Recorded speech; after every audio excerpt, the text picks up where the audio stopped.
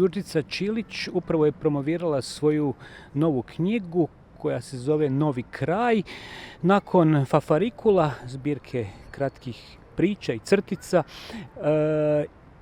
i Novi kraj zapravo ne odstupa puno u žanrovskom, poetičkom smislu od Fafarikula. To su također pričice iz života, iz zagrebačkog života i života u Bosni i Hercegovini, djetinjstvu.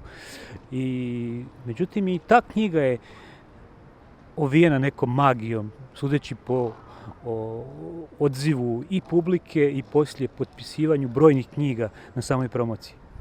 Da, ja imam neku sreću koju još uvijek ne znam kome dugujem, da zaista na te knjige jako lijepo i na prvu i na drugu jako lijepo reagiraju čitatelji, među kojima su i neki potpuno nevini čitatelji u smislu nekih čitateljskih kompetencija, dakle čitatelji koji nisu profesionalno vezani za književnost, koji nemaju knjigu svakodnevno u svom životu i koji nešto pronalaze za njih važno u mojim dvijema knjigama, ali zaista mi se događaju i čitatelji, moram iskreno kazati da su mi oni također dragocjeni, koji i sami pišu, koji razumijevaju književnost na jednoj malo zahtjevnijoj razini i iz nekog razloga su među njima također oni koji drže da su te knjige solidne.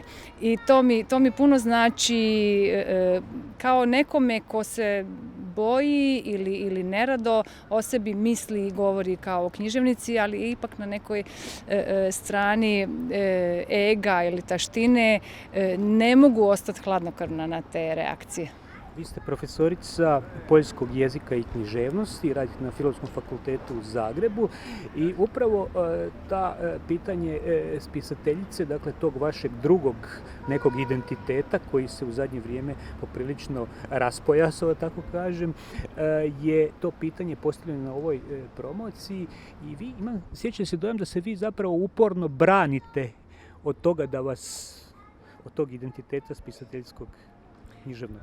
Pa to ne dolazi zapravo iz neke moje pretjerane skromnosti, nego rekla bih iz mog dubokog uvjerenja da se piscem ne može postati s jednom, a ni s dvije knjige, da se piscem ne može postati na kreativnoj radionici, na kojoj ja doduše nisam nikad ni išla, ali bih voljela da oni koji idu na te radionice znaju da se tamo ne može naučiti. Mogu se naučiti neke tehnike i neki trikovi ili osvijestiti proces pisanja, ali neću sad reći ni onu banalnu rečenicu da se piscem rađa, ali u svakom slučaju piscem se postaje kroz neki dugogodišnji, prije svega čitateljski rad. Ja jesam čitateljica, ali za biti spisateljicom mislim da trebam još dugo ostati vrlo posvećena i vrlo skrupulozna čitateljica.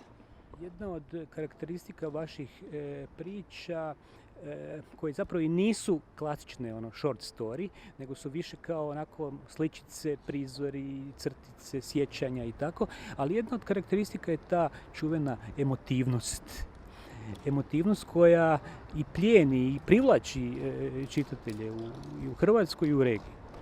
Pa vjerojatno bi bilo malo poželjnije da ja inzistiram na nekakvoj racionalnosti i nekakvoj spoznanoj komponenti tih svojih pripovjednih crtica. Međutim, ja mislim da svaka spoznaja i svaka intelektualna zapravo situacija u kojoj osjećamo sebe kao nekog ko je nadrastao ono što je bio do malo prije, prvenstveno zapravo počiva na nekoj emotivnoj zrelosti. Ja se tom zrelošću ili tim procesom sazrijevanja emocionalnog bavim i u svom pisanju.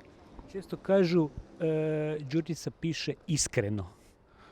Kako to doživljavate? Pa, ja ne mislim da u književnosti, ako je to književnost, da ima iskreno i neiskreno. Književnost je sama po sebi neiskrena, ali to je neko izmišljanje ili neko selektiranje istine, dakle opet je izmišljanje. Mislim da postoji uvjerljivo i neuvjerljivo, tako da nastojim biti uvjerljiva u svom pisanju, a onda je iz tog lako govoriti o istinitosti napisanog, zato što vjerujemo u ono što nas je u sebe uvjerilo, a ne u ono što jest ili nije objektivnom istinom.